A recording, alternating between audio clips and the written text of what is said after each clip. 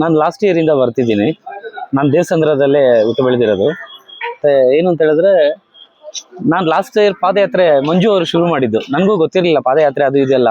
ನಾನು last year ಪಾದಯಾತ್ರೆಯಲ್ಲಿ ಶುರು ಮಾಡಿದಾಗ ಮೊದಲನೇ ಸಾರಿ ಅವರು ನನ್ನ ಕರ್ಕೊಂಡ್ಬಂದ್ರು. ಲಾಸ್ಟ್ ಇಯರ್ ನಾನು ಸಂಕಲ್ಪ ಮಾಡಿದ್ದೆ, ನನಗೆ ಜಾಗ ಇಲ್ಲ, ಎಲ್ಲಾದ್ರೂ ಒಂದು ಜಾಗ ಮಾಡ್ಕೋಬೇಕು ಅಂತ. ಲಾಸ್ಟ್ ಇಯರ್ ಇದೇ ತರ ಪಾದಯಾತ್ರೆ ಬಂದು ನಾನು ಕಾಯಿ ಕಟ್ಬಿಟ್ಟು ಹೋಗಿದ್ದೆ. ಈ ವರ್ಷದಲ್ಲಿ ನಾನು ಜಾಗ ತಗೊಂಡಿದ್ದೀನಿ ಸರ್, ಜಾಗ ತಗೊಂಡಿದ್ದೀನಿ. ಎಲ್ಲ ಅಮ್ಮನವ್ರ ಕೃಪೆ. ಇದೇ ತರನೇ ವರ್ಷನೂ ಮಾಡ್ಬೇಕು ಅಂತಾನು ಸಂಕಲ್ಪ ಮಾಡಿದೀವಿ. ನೋಡೋಣ, ಮುಂದಿನ ದಿನಗಳಲ್ಲಿ ಅಮ್ಮನವ್ರು ಮನೆ ಮಾಡಿಕೊಟ್ರು ಅಂತ ಹೇಳಿದ್ರೆ ಎಲ್ಲರೂ ನಮ್ಮೊಟ್ಟಿಗೆ, ನಮ್ಮ ಸ್ನೇಹಿತರು ಎಲ್ಲಾರು ಚೆನ್ನಾಗಿರ್ಬೇಕು. ಎಲ್ಲಾರ್ಗು ಹೇಳ್ತಿದ್ದೀವಿ, ಎಲ್ರಿಗೂ ಒಳ್ಳೇದಾಗ್ಲಿ ದೇವಸ್ಥಾನಕ್ಕೆ ಬಂದು ಅಂತ ಹೇಳ್ಬಿಟ್ಟು ಅಷ್ಟೇ.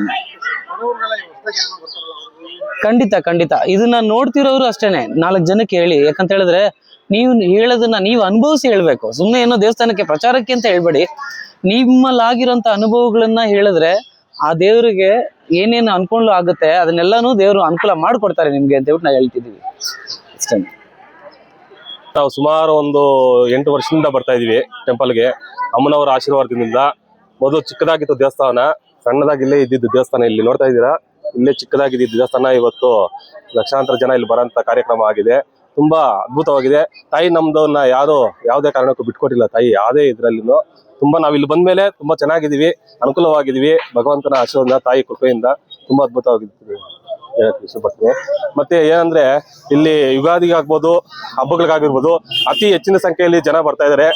ಇಲ್ಲೆಲ್ಲ ಆಲ್ ಓವರ್ ಕರ್ನಾಟಕ ಎಲ್ಲಾ ಮೂಲೆಯಿಂದನೂ ಇಲ್ಲಿ ಬರ್ತಾ ಇದಾರೆ, ಪೂಜೆ ಮಾಡ್ತಾ ಇದಾರೆ. ತುಂಬಾ ಖುಷಿ ಆಗುತ್ತೆ. ದೇವಸ್ಥಾನಕ್ಕೆ ಬಂದ್ರೆ ಒಂದು ಸಮಾಧಾನ ಆಗುತ್ತೆ, ಒಂದು ಖುಷಿ ಆಗುತ್ತೆ.